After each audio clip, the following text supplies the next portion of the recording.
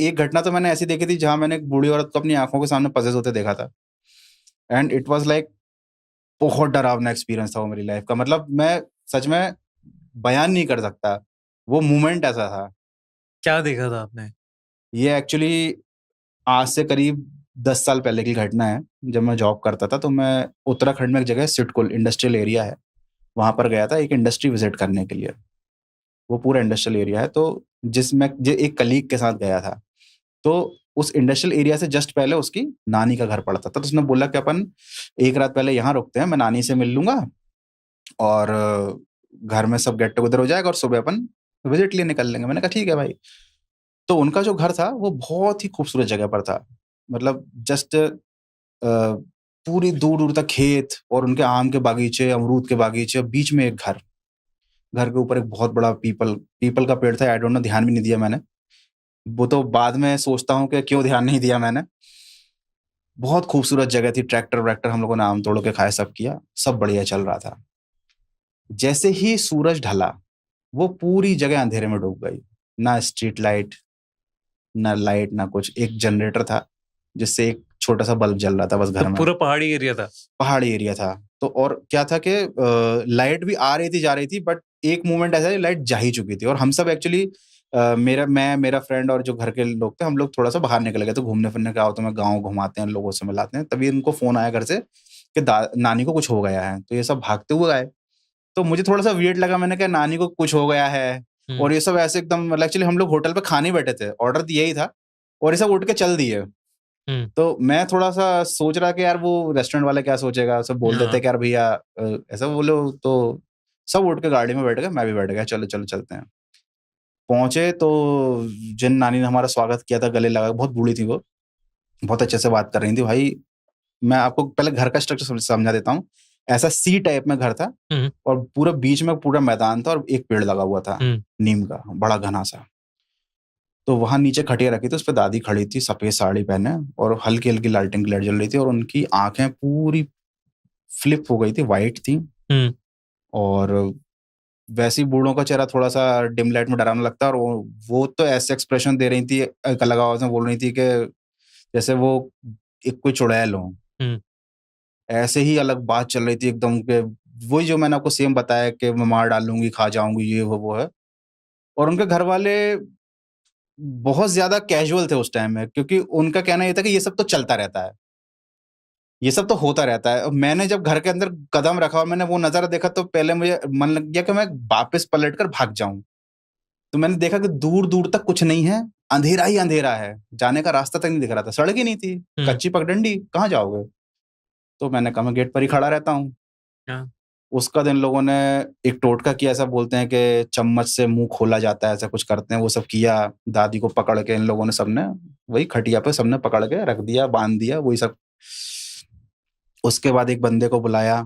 उस बंदे ने पूरे घर की जांच पड़ताल की, और उसने कुछ टोटके का नमक रहता है, वो बहुत चिपचिपा सा नमक रहता है, वो निकाला कि ये कोई रख के गया है घर में। और उसका तो उसने झाड़ फूंक करी करी करी और दादी को शांत कर दिया। अब भाई लाइट तो आ नहीं रही थी, दादी खटिया पर सो गई। उस घर के ऊपर पेड़ लगा हुआ था। अब बताऊं, जब क्या होता है कि हमारे यहाँ जब स्ट्रीट लाइट्स वगैरह जलती तो आसमान बहुत अंधकार इस टाइप से दिखता है, लेकिन जब पूरी तरह अंधेरा होता है ना, तब हमारी आंखें ऐसी एडजस्ट हो जाती है कि हमें आसमान में उजाला दिखने लगता है रात में। तो मुझे आसमान में उजाला दिख रहा था, क्योंकि मैं इतने टाइम से अंधेरे में था, 2-3 घंटे हो गए थे। तो आसमान ब्राइट था, चांद की रोशनी थी, और मकान के ऊपर इतना बड़ा सूखा पीपल या बरगद का पेड़ था, और उस पर कौवे ही कौवे बैठे हुए थे।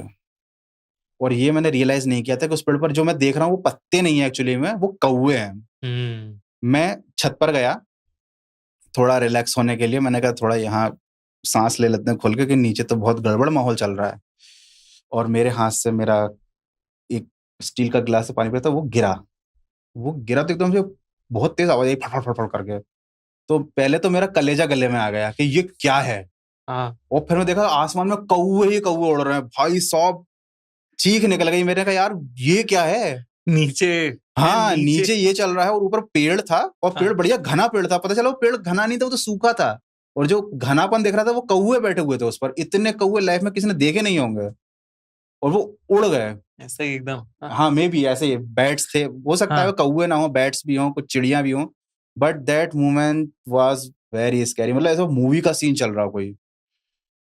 मैं भागकर नीचे आया, दादी का मामला सेट हो चुका था। ये लोग बहुत कैजुअल थे कि हाँ, ये गांव में झाड़ फूंक और जादू टोना तो ये चलता होता रहता है। रहता है। हाँ, वहाँ पे तो आपकी हालत बुला खराब हो लेंगे रही है। किसी पुजारी को, नो इशू। अब हाँ। उन्होंने क्या किया कि मेरे को हॉरर स्टोरी तो खत्म हो चुकी है, अब हाँ। कॉमेडी स्टोरी चालू होने वाली है। हाँ। बोले कि आप लोग सो जाइए कमरे में। हाँ। तो हम इस कमरे में सोया, सामने वाला कमरा है, और डबल बेड था, और उसमें एक पोस्टर लगा था रानी मुखर्जी का, हाँ। दुल्हन के रूप में। पहले बहुत चलते थे पोस्टर, मैंने ध्यान नहीं दिया। अब वो लोहे का दरवाजा था, मैं बिस्तर पे अंदर की साइड लेट गया भाई, दीवार से सट के, और इस साइड मेरा दोस्त सोएगा, मैं तो बीच में सोऊंगा, मैं कोने में नहीं आऊंगा।